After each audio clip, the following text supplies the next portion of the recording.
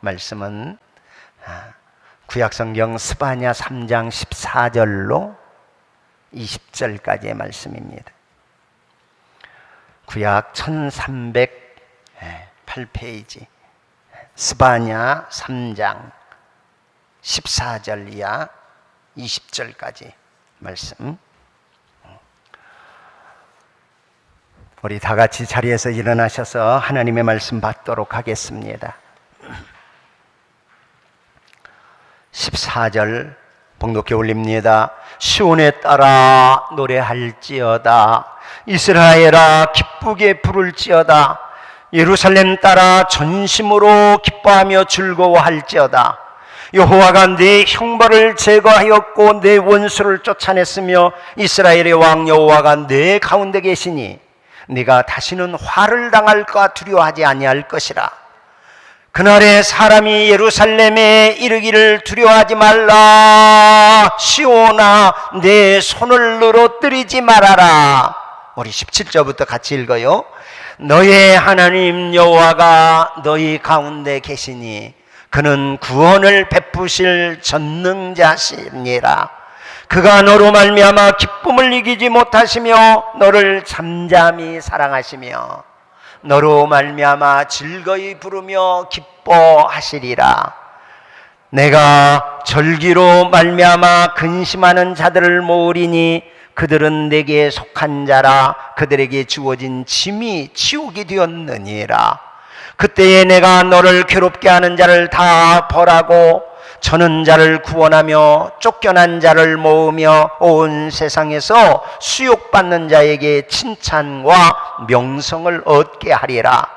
내가 그때에 너희를 이끌고 그때에 너희를 모을지라. 내가 너희 목전에서 너희의 사로잡힘을 돌이킬 때에 너희에게 천하 만민 가운데 명성과 칭찬을 얻게 하리라. 여호와의 말이니라. 아멘. 아멘. 너희에게 천하 만민 가운데 명성과 칭찬을 얻게 하리라. 여호와의 말이니라.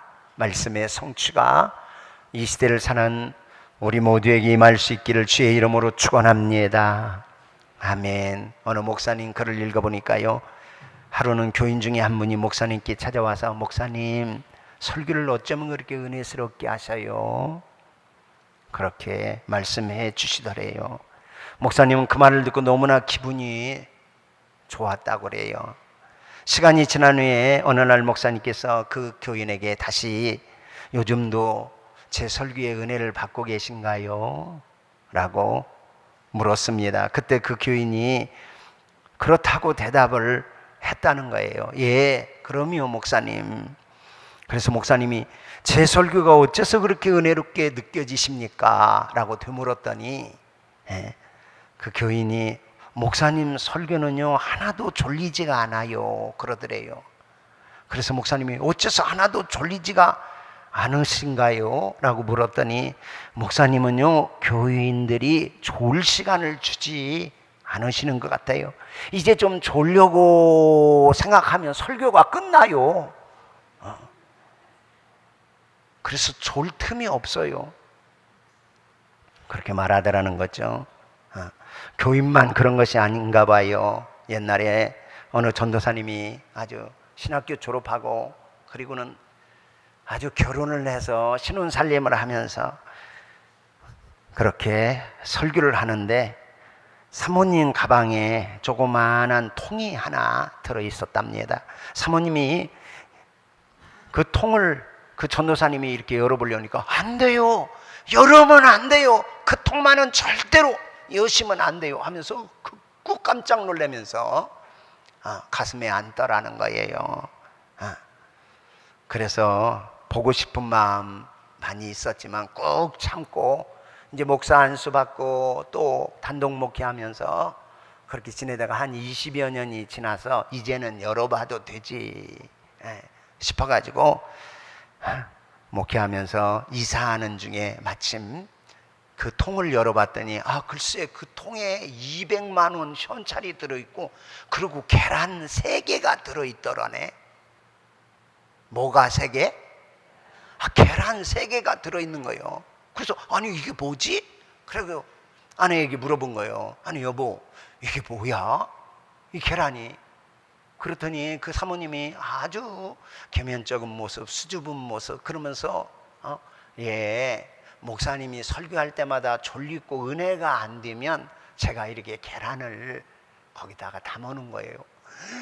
목사님이 얼마나 막, 야, 내가 20여 년 이 아내하고 살았는데 설교하면서 딱 3번밖에 졸리지 않았다는 거구나 하고 너무 기뻐서 흐뭇한 마음 가지고, 그리고는 근데 여기 200만 원 현찰은 뭐야? 그랬더니 그 사모님이 머리를 이렇게 긁으시면서 빙긋이 웃으면서 예, 꾸러미가 되면 계란 팔아서 남겨놓은 돈이 200만 원이 됐어요 그러더라네. 나는 딱 3번만 좋은 줄 알았더니 그게 아니라 한 꾸러미 되면 시장에서 팔아서.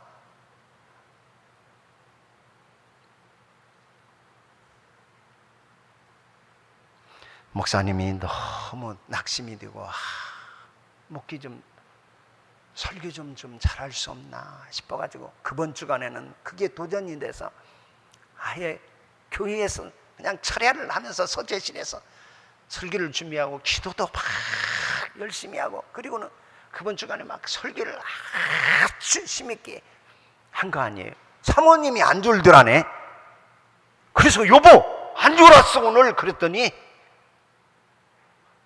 예, 목사님 김 집사님이 강대산 뒤에다 시계 놨어요. 강대산 뒤에 시계 걸어 놔서 그거 보느라고 졸지 않았노라고. 가만히 보니까 목회자는 적어도 하루에 1번 이상 설교하는 거예요. 평일에도 1번 이상이 뭐요? 어떤 때는 5번도 하고 6번도 할 때가 있지요. 근데 설교를 통해서 사람들이 소망을 가지고 용기를 가지고 그리고 다시 힘을 얻어 사는 모습을 보면 그렇게 기쁠 수가 없죠. 하나님이 이렇게 귀한 말씀을 통해서 그렇게 은혜를 베푸시는구나. 그런데 설교 시간에 이제 졸고 조는 성도들 많고 스스로 생각해도 그렇게 별로 은혜가 안 되고 그런 거 싶어 그냥 죽은 것 같을 때가 있어요. 그래가지고 그럼 그냥 쥐구멍이라도 들어가고 싶은 것이 목사 마음이죠. 한 번은 저도 죽을 쓴 것 같아요. 그래서 여보 죽 썼네. 내가 설교에 죽 썼어. 그랬더니 집사람 하는 말이 오늘 교인 중에 환자 있어서 그래요. 참 격려도 그런 격려가 어디 있습니까? 환자 있는 교인 있을 때는 죽도 써야 하는 것 아니겠어요? 그 환자 먹이려고. 예, 그저 자기 못남 때문에 그리고 사역의 부족함 때문에 참 낙심이 되고 가슴앓이 하고 힘이 떨어질 때가 있습니다.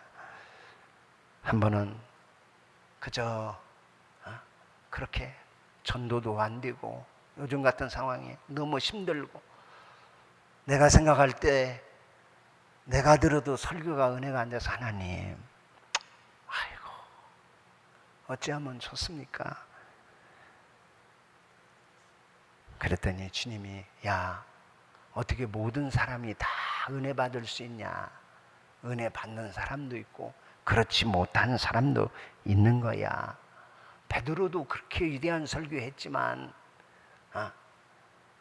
듣고 정말 마음의 찔림을 받아 회개하는 사람이 있는가 하면 베드로 핍박하고 그저 죽이려고 들었던 사람도 있잖아. 예수님은 그렇지 않았냐?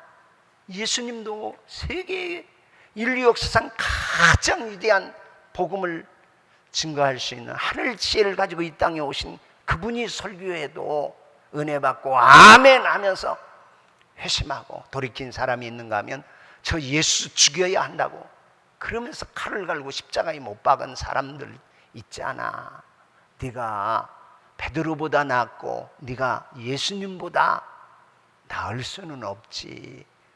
그 말을 주님께서 제 마음속에 주니까 제 마음이 그렇지, 맞아. 오늘도 이 설교자를 똑바로 쳐다보는 것은 굉장히 큰 격려를 여러분이 하시는 거예요. 아이고 귀한 동역자입니다. 시작. 아이고 귀한 동역자십니다. 할렐루야. 아멘. 그래요. 오늘 본문 말씀 여기 본문에 보면 16절에 하나님께서 스바냐 선지자를 통해서 말씀하시는 내용이에요. 어디 목사만 기운 떨어지고 힘들 때 있는 것 아니잖아요. 우리 장로님들에게 물어봐도 야 요즘 참 힘든 때예요. 우리 권사님이나 우리 성도들에게 물어봐도 어려운 때 살고 있는 이때임이 틀림없어요.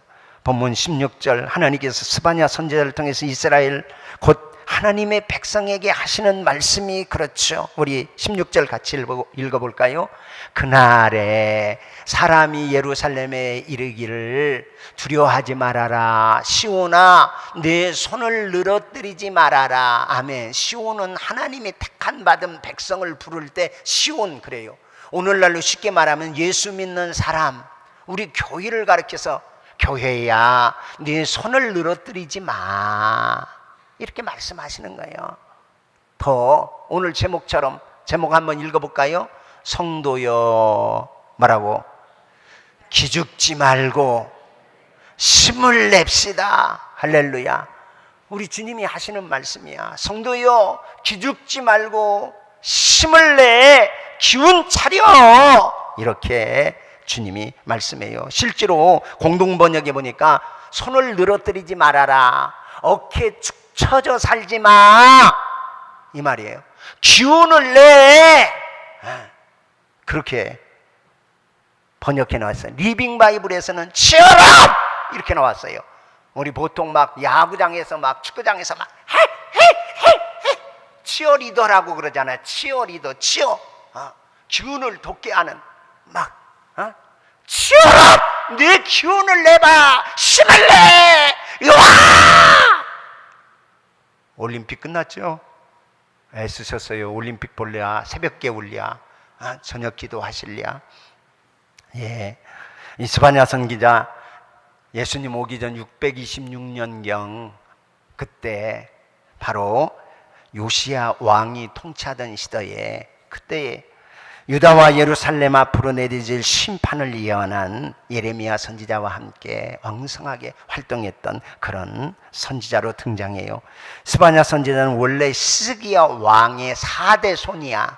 그러니까 왕족이에요. 스바냐가 거기 스바냐가 선지자가 소선지서에 속해서 별로 몇 장이 안 돼. 우리가 끝장을 봤어. 마지막 장을. 그러면 스바냐는 몇 장까지밖에 없다는 얘기야. 여러분 천재입니다. 옆 사람 쳐다보면서 시작. 당신이 천재입니다.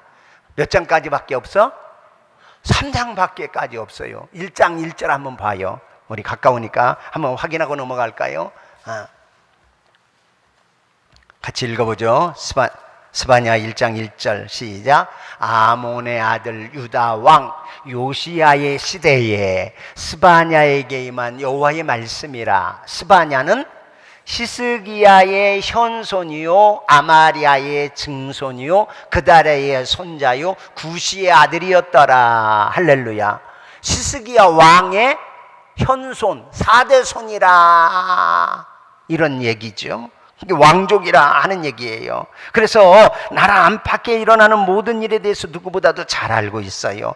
뜻있는 사람들은 나라의 멸망을 얘기하고 풀이 죽어있는 그런 사회의 도덕적 종교적 그 시대의 어두움을 지켜보며 하나님의 뜻을 예언했던 선지자가 스바냐 선지자죠. 이 어두운 시대에 유대와 예루살렘 물론이고 그 이웃 민족들마저도 갈대아 사람들에게 파멸되고 말 것이라는 메시지를 하나님으로부터 받아요. 그리고 결국은 이스라엘, 북이스라엘이 먼저 이 갈대아 바로 아수르에 의해서 멸망을 당하죠. 남쪽도 요시야 왕 이후에 급격하게 이제 이스라엘의 쇠퇴 기운으로 흘러들어가 바벨론의 유수, 침공으로 인하여서 성전은 황폐해지고, 그리고 나라는 참 어지럽고, 그럴 때 다 괜찮은 귀족들은 다 포로로 잡혀가는 그런 막 역사의 내리막길을 향하여 가고 있는 그 시대에 하나님의 준엄한 심판에 대한 말씀을 선포했던 선지자지요. 그러니까 그날에 여호와의 심판의 날, 그날에 우리의 죄악과 우리의 허물과 그리고 우리의 우상 숭배와 교만 때문에 하나님 그날 심판의 날이 임하면 하고 하나님의 준엄한 청명이 그렇게 선포되었어요. 그런 가운데서도 그때 하나님이 남은 자에게 주실 희망의 메시지를 다시 들려주시는 것이 3장의 마지막 부분에 우리가 읽은 본문의 내용이에요. 어둠 속에 주어진 구원의 약속, 이 약속의 초점은 바로 메시아가 오셔서 회복할 것이다, 구원자가 오실 것이다, 이 나라도 다시 회복하여 세울 것이다 하는 말씀을 해줘요. 그래서 큰 주제가 그날 여호와의 심판의 날, 그와 함께 남은 자에 대한 교훈을 계속 해주고 있어요. 오늘 본문 13절에도 한번 같이 읽어볼까요? 13절 읽죠. 이스라엘의 남은 자는 악을 행하지 아니하며 거짓을 말하지 아니하며 입에 거짓된 혀가 없으며 먹고 누울지라도 그들을 두렵게 할 자가 없으리라. 누구에게는? 이스라엘의 남은 자에게는 이렇게 말씀해요. 그러면서 그 남은 자를 향한 하나님의 희망의 메시지가 시온아, 시온에 따라, 시온의 아들들아 노래할지어다, 이스라엘아 기쁘게 부를지어다 하면서 새 희망을 선포하고 있는 내용이라 하는 얘기죠. 이 메시지 한마디로 요약하면 죽어있고 실망한 사람들을 향하여, 그러나 아직까지 뜻을 버리지 않는 사람들에게 기죽지 말고 기운을 내고 힘을 내라 하고 주님이 다시 스바냐 선지자를 통해서 말씀하고 계시다 하는 사실이 오늘날도 마찬가지죠. 여러분, 얼마나 지금 우리가 어려운 때를 살고 있습니까? 그렇지 않아도 어려운데 거기다가 교회가 지금 얼마나 여러 모양으로 공격을 받고 있는 상황 중에 살고 있어요. 오늘 새벽에 제가 말씀을 준비하면서 오늘 7시 현재 코로나19 상황 통계를 보았어요. 우리 한국을 비롯해서 코로나가 다시 제4차 감염 유행에 접어들었어요. 결국 방법은 개인 방역을 철저히 하는 수밖에 없다는 거예요. 마스크 착용 잘하고, 손 자주 씻고, 모임 자제하고, 환기 자주 시키고, 어쩔 수 없이 외출할 때에는 사회적 거리 잘 지키는 수밖에 없다. 그러면서 통계를 보고 깜짝 놀랐어요. 전 세계 지금 확진자가 2억 289만 1750명, 2억이 넘는 코로나19 확진자가 생겼어요. 사망자는 429만 7,985명, 오늘 아침 7시 기준입니다. 430만 명이 코로나19로 죽었다. 우리나라 통계만 봐도 20만 9,228명이 확진이 됐고요, 사망자는 2,116명이 나왔습니다. 물론 그 중에 완치자가 18만 3,789명이라 하고 그렇게 나와 있어요. 정말 세계적으로 아주 심각한 상황에 놓여 있어요. 백신이 각국에서 긴급 사용 승인이 되면서 접종이 시작했지만 감염자가 줄지를 않고 다시 늘어요. 델타 변이, 이 바이러스 때문에 보통 문제가 아니죠. 참 어려운 상황. 이때에 기업 장사하시는 분, 소상공인, 또 자영업 하시는 분, 젊은이들은 또 얼마나 기가 막힐 어려움에 지금 빠져 있습니까? 어디 기업에서 사람을 뽑아야지요. 거래가 활성화되어야 기업도 새로운 인재들을 뽑는데 그럴 상황이 못 돼요. 그래서 정말 어려운 상황이에요. 우리 보통 젊은이들 3포 시대, 4포 시대 7개를 포기하면서 살아야 할 그런 어두운 시대 우리가 살고 있어요. 그렇다고 우리가 신앙을 가지고 있는 우리들에게 좋은 소리 들리느냐? 절대로 그런 상황이 아니에요. 오히려 여러 가지로 참 어려운 이 상황 속에 목사인 나도 이런저런 문제로 이렇게 힘들고 기운 빠지는데 우리 성도들은 얼마나 지금 힘들고 어려울까 하는 생각이 제 마음속에 참 간절한 마음으로 들었어요. 그런데 다시 한번 이때에 우리 주님이 우리에게 말씀하시는 이 말씀이 저와 여러분에게 새로운 희망이 되고 새롭게 주시는 은혜 가운데 기운을 낼 수 있는 귀한 생명의 말씀이 되기를 예수님의 이름으로 축원합니다. 14절 시온에 따라 노래라 이스라엘아 기쁘게 부를지어다 예루살렘에 따라 전심으로 기뻐하고 즐거워할지어다. 아니 지금 우리의 형편은 이렇게 어렵고 지금 공고하고 기운 빠지는 그런 시대에 살고 있는데 하나님 이게 무슨 소리예요? 손을 늘어뜨리지 말라, 위축되지 말라, 기죽지 말라, 용기를 내라, 기운을 차려라. 이 말씀을 주님이 주고 계신데 스바냐라는 선지자의 이름의 뜻이 하나님이 숨겨둔 자, 하나님이 보호하신다 하는 뜻이 스바냐라는 선지자 이름의 뜻입니다. 하나님은 이 좋은 이름을 가진 선지자를 통해서 이 좋은 희망의 메시지를 주고 계십니다. 사랑하는 교우 여러분, 시대는 어렵고 우리의 환경은 힘에 겹지만 그래도 여러분 손을 늘어뜨리지 말고 처진 어깨로 다니지 말고 아직은 위축되어서는 안 되고 더 주 안에서 힘을 내고 용기를 낼 수 있기를 축복합니다. 그럼 오늘 이 말씀 속에서 이 어려운 시대에 살아가고 있는 우리들에게 기죽지 말고 힘을 내라 말씀하시는 이유가 어디에 있기에 첫째는 하나님이 용서하셨기 때문이라 하는 얘기예요. 용서받은 주의 백성들이여 용서받았으니 기죽지 말라 이렇게 지금 말씀하고 있는 내용이에요.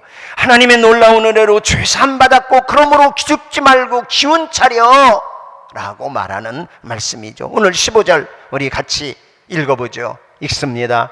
여호와가 내 형벌을 제거하였고 네 원수를 쫓아냈으며 이스라엘 왕 여호와가 네 가운데 계시니 네가 다시는 화를 당할까 두려워하지 아니할 것이라. 여호와가 네 뭘 제거했다? 형벌을 제거했다 이렇게 말이에요. 하나님이 네 형벌을 제하였다. 그러므로 힘을 잃어버려서는 안 돼. 일어나 기운 차려 하고 하나님이 말씀하셔요. 우리의 삶을 살면서 대체로 왜 위축되고 왜 기운이 빠지고 왜 힘을 낼 용기가 나지 않을까? 가만히 보면 우리의 죄의식 때문에 그럴 때가 많아요. 이 죄책감이 우리에게 들어오면요 기운이 빠져. 아이고 내까지 것이 뭘 이런 마음이 쑥 들어와요. 아이고 나 같은 것이 무슨 목사라고, 아이고 나 같은 것이 무슨 주님의 제자라고. 어차피 죄 많은 세상, 오염으로 가득된 세상, 그저 나를 성결하고 깨끗하게 신혼 입고 사는 것처럼 살고 싶은데도 주변에 오염이 가득 찬 곳에 들어가면 나도 모르게 때가 묻고 또 내 속에 여전히 죄의 옛 속성이 자리 잡고 있기에 그렇게 하나님 앞에 나는 정의로워, 나는 의롭게 지금 사역하고 있어, 나는 바르게 살아, 이렇게 자신하고 살 내 존재가 아니라 하는 사실이에요. 그래서 참 힘이 들죠. 기운이 빠져요. 저도 마찬가지예요. 죄책감이 들기 시작하면요 또 마귀는 그걸 그냥 파고들어요. 니까지 것이 뭐라고, 니까지 것이 무슨 성도고, 너까지 것이 무슨 주의 제자고, 그러면서 우리를 한없이 작아지게 만들고 낙심하고 스스로에게 지치게 만든다 하는 얘기예요. 예, 이런 죄의식, 죄책감이 우리로 하여금 참 힘들게 만들 때가 얼마나 많은지 몰라요. 그래서 저도 보면 기도 시간에 대부분이, 물론 중보기도도 있지만 중보기도 이전에 나의 문제, 내 약함의 문제를 안고 십자가를 붙잡고 주님을 찾을 때가 얼마나 많은지 몰라요. 불쌍히 여겨달라고. 주님, 불쌍히 여겨주십시오. 긍휼히 여겨주십시오. 오늘 주님께서 기운 내, 힘을 내, 용기를 내라 이렇게 말씀하시는 이유가 네 형벌이 제하여졌다. 지금 하나님은 우리를 용서하시고, 그리고 하나님이 우리를 초청했어요. 여호와의 말씀이라 오라. 우리가 서로 변론하자. 너희 죄가 주홍 같을지라도 눈과 같이 씌어질 것이요 진홍같이 붉을지라도 양털같이 되리라. 이사야서 1장 18절. 할렐루야, 아멘. 우리는 여전히 죄짓고, 우리는 여전히 연약하고, 우리는 여전히 진홍같이 주홍같이 붉은 죄가 있어요. 그런데 주님은 오라는 거예요. 와라. 만일 우리가 우리 죄를 자백하면 저는 미쁘시고 그러사 우리 죄를 사하시고, 사하신다는 거예요. 주여, 내가 잘못했어요. 주님, 나는 죄인이에요. 이 허물과 약함을 어찌하면 좋아요. 자백하면 신실하고 의로우신 주님이 우리 죄를 사하시며 모든 죄에서 우리를 깨끗게 하실 분이다. 할렐루야, 아멘. 우리 식구 중에 누가, 교우 중에 누가 어려움을 당하면, 하나님, 내가 기도하지 못했었지. 하나님, 내 자녀가 어려운 일을 당하면, 하나님, 불쌍히 여겨주세요. 그저 내 죄인 것 같고 내 허물인 것 같아서 어찌하면 좋냐고. 하나님, 그럴 때마다 주님께서는 다시 사유하시며 은총을 주시고 우리를 끌어안으시며 네 형벌이 제하여졌다. 기운내, 힘을 내거라. 다시 십자가 바라보게 하시고, 그럴 때마다 언제는 내가 잘하고, 언제는 내가 똑똑하고, 언제는 내가 정의롭고 올바라서 날 사랑하고 예수님 보내주셨나? 아직 원수되었을 때, 아직 죄인이었을 그때에 나를 사랑하사 그 아들 예수 그리스도 십자가 내어주신 그 하나님의 그 용서하시는 사랑이 저와 여러분 마음속에 간직되어져 새 힘 얻고 새 기운을 내고 용기를 낼 수 있는 우리들이기를 주의 이름으로 축복해요. 그래서 탕자의 교훈은 언제나 우리에게 은혜가 되지 않습니까? 아버지에게 둘째 아들이, 아버지, 내게 줄 분깃 주세요. 이제는 내가 해보겠어요. 아버지의 도움이나 힘이나 영향력 없이도 내 힘으로 얼마든지 해볼 수 있고 성공할 수 있어요. 내 목 주세요. 이건 굉장히 큰 불효입니다. 원래 자기 몫을 달라는 것은 아버지 유산을 달라는 얘기인데, 이제 아버지가 돌아가실 때 그 권리를 요구해야 할 것인데, 살아계시고 멀쩡히 계신데 스스로 내가 해보겠다고. 아버지, 왜 안 말렸겠어요? 얘야, 아직 때가 아니야. 조금 후에 줄게. 얼마나 졸랐던지 아버지가 허용해. 그래, 그러냐? 그래, 그 몫을 주었어요. 주니까 먼 나라에 가서 자기 힘으로 해보는 거예요. 아버지 영향력 없이 나도 충분히 할 수 있어. 막 가진 돈이 있겠다. 아버지로부터 받은 유산이 있겠다. 아주 속된 말로 기마이 써가면서 돈 부려가니까 친구도 따라와, 여자도 따라와, 뭐 다 잘 뛰는 것 같네. 이야, 그렇지. 그런데 어디 돈이 내가 수고해서 땀 흘려 벌지 않으면 계속 솟아나나요? 아버지로부터 받은, 내 수고 없이 그저 받은 돈은 쓰면 바닥이 나게 되었고, 돈 떨어지니까 신발 떨어져, 신발 떨어지니까 의복 떨어져. 의복 떨어지니까 먹을 양식 떨어져. 그러니까 친구 떨어져. 여자 떨어져. 아주 사람 모습이 이제 비참하게 되죠. 그렇게 돈 쓸 때는 네가 최고야. 너는 내 친구야. 사랑해. 막 돈 떨어지니까 다 떨어지죠.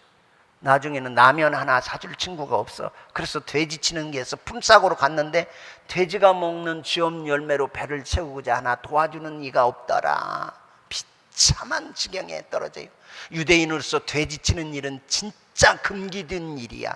이것은 돼지는 부정한 동물이기에 그런 일을 감당한다는 것은 최하층으로 이제는 먹고 살기 위해서 별짓을 다 하는 자리까지 떨어지는 거예요.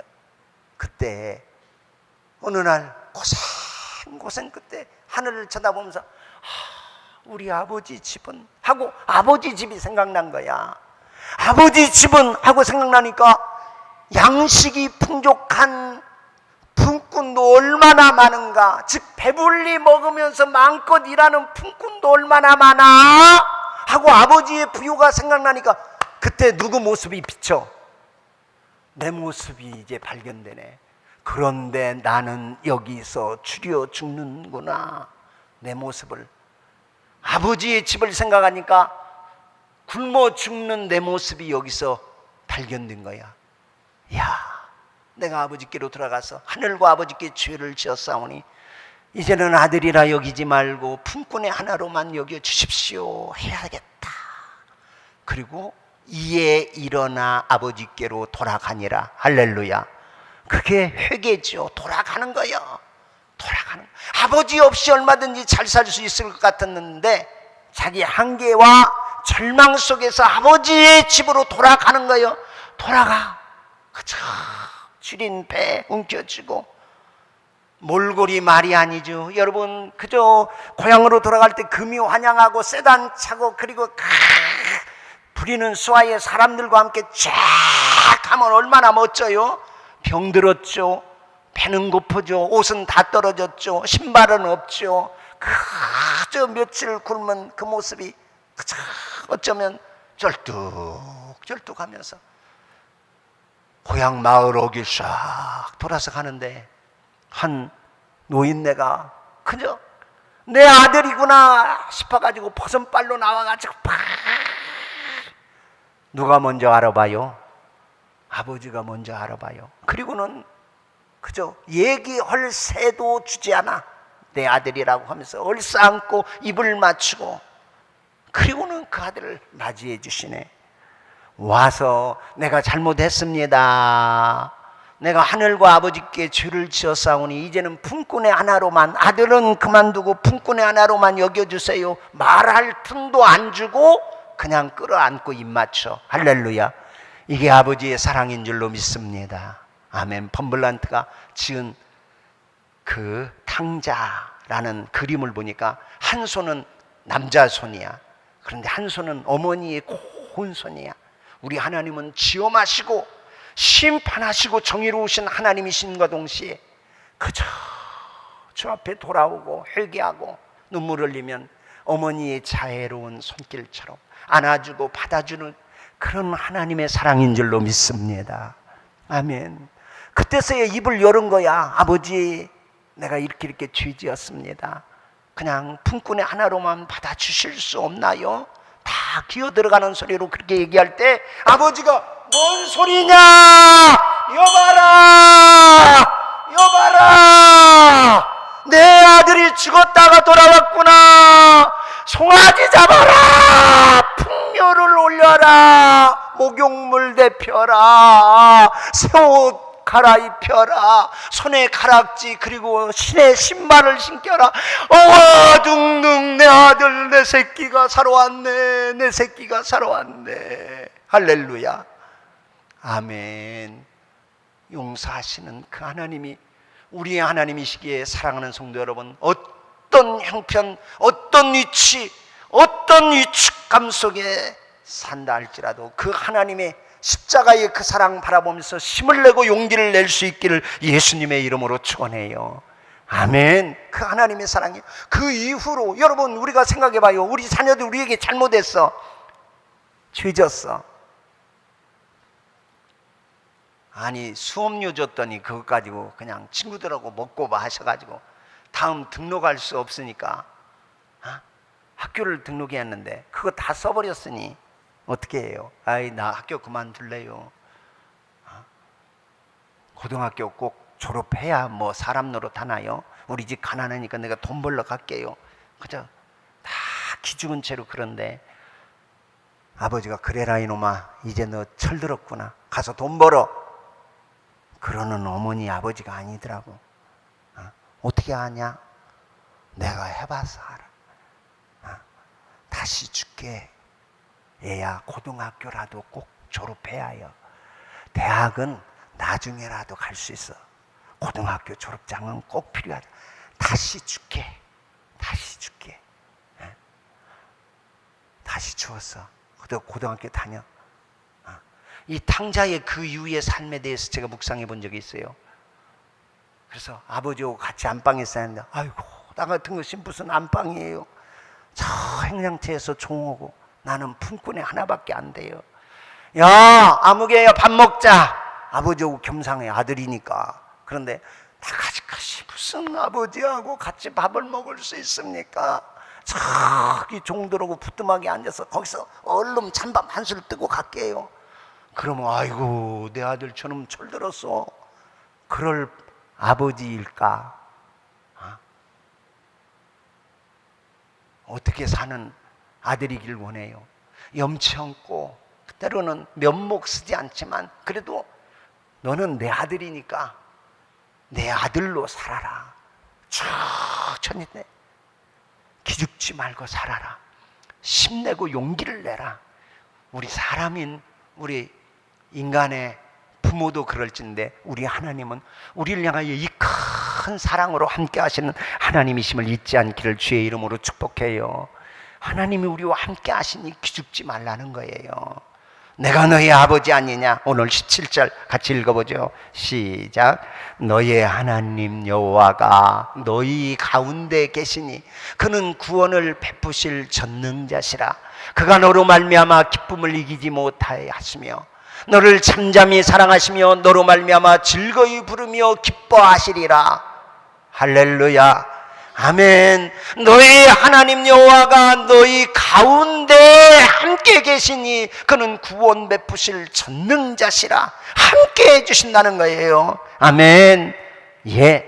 여러분 실천적인 무신론자라는 의미 말이 있어요. 교회 안에 하나님이 있다고 인정하면서도 실제로는 다 자기 기운, 자기 힘으로 살고 내가 못하면 그냥 내 스스로 하나님을 인정하려 들지 않아. 실질적으로는 하나님 계십니다 하고 예배하고 찬송하는데도 하나님 계신 것 같이 살지 않는 그런 무신론자들이 있다 하는 얘기예요. 하나님 계십니다.